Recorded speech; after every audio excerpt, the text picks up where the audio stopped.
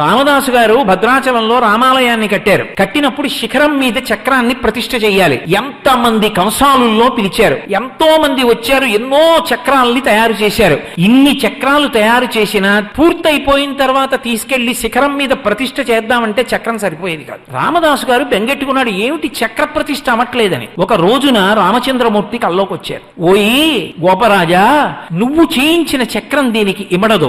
గోదావరి నది అనుగ్రహిస్తుంది చక్రాన్ని. నువ్వు రేపు స్నానం చేసి గోదావరిలో నిలబడు, అలల మీద తేలి సుదర్శన చక్రం వస్తుంది అన్నారు. రామదాసు గారు ఆ గోదావరి నదిలో స్నానం చేసి నిలబడి ఉండగా అలల మీద తేలుతూ వచ్చింది చక్రం. ఇప్పుడు భద్రాచలం రామాలయం పైన ఉన్నటువంటి చక్రం ఉన్నదే, ఆ చక్రం గోదావరి ప్రసాదంగా అలల మీద తేలి వచ్చిన చక్రాన్ని రామదాసు గారు ప్రతిష్ఠ చేశారు. గోదావరి మాట్లాడింది. ఒకానొకప్పుడు రామానుజాచార్యుల వారిని పరమభక్తుడు రామచంద్రమూర్తి. రామానుజాచార్యుల వారంటే విశిష్టాద్వైత మత ప్రవర్తకులైనటువంటి భగవద్ రామానుజుల గురించి కాదు నేను మాట్లాడుతున్నది. భద్రాచలంలో ఉన్నటువంటి అర్చక స్వామి పేరు రామానుజాచార్యుల వారు. పరమభక్తి తత్పరుడు. ఆయన దేవాలయంలో ఉండగా కొంతమంది ఆ రోజుల్లో అలా ఉండేవి భావనలు, దేవాలయంలో ఉన్నటువంటి విగ్రహాలని ధ్వంసం చేయడానికని బయలుదేరి వచ్చారు. వచ్చినప్పుడు వాళ్ళు వచ్చేస్తున్నారు దండయాత్రగా, రామాలయంలో మూర్తుల్ని బద్దలు కొట్టేస్తారని అవి కనపడకుండా మట్టితో గోడ కట్టేసి చిన్న కన్నం పెట్టి లోపల అఖండ దీపం పెట్టి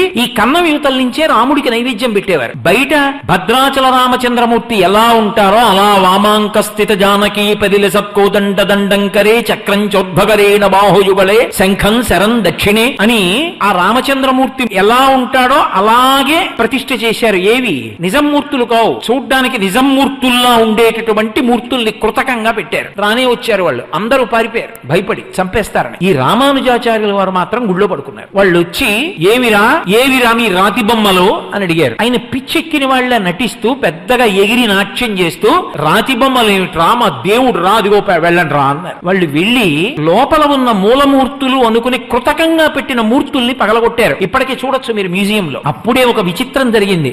ఎక్కడి నుంచో ఇద్దరు ద్వారపాలకుల మూర్తుల్ని ఒంటె మీద తీసుకొచ్చారు. ఆ ఒంటె నడుము విరిగిపోయింది, అది తీసుకెళ్లలేకపోయింది. ఆ ద్వారపాలకులు ఉండిపోతే వాటినే భద్రాచలంలో పైన ప్రతిష్ఠ చేశారు ద్వారపాలకులుగా. వాళ్ళు భద్రాచలం వచ్చారు. ఇంకా పెద్ద విశేషం ఏమిటో తెలుసా? ఒకప్పుడు రామానుజాచార్యుల వారు అంటే అర్చక స్వామి, ఉత్సవమూర్తుల్ని ఎత్తుకుపోతారు ఎలా అని చెప్పి సీతమ్మని, రాముణ్ణి, లక్ష్మణుణ్ణి ముగ్గురిని పట్టుకెళ్లి తిన్నగా గోదావరి ఒడ్డున ఒక రాళ్ల కుప్ప కింద దాచారు.